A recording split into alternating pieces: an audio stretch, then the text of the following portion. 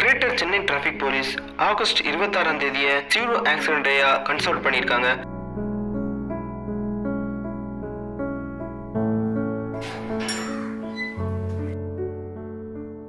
தம்பி ஹெல்மெட் போட்டுட்டு போப்பா. அடா போயா.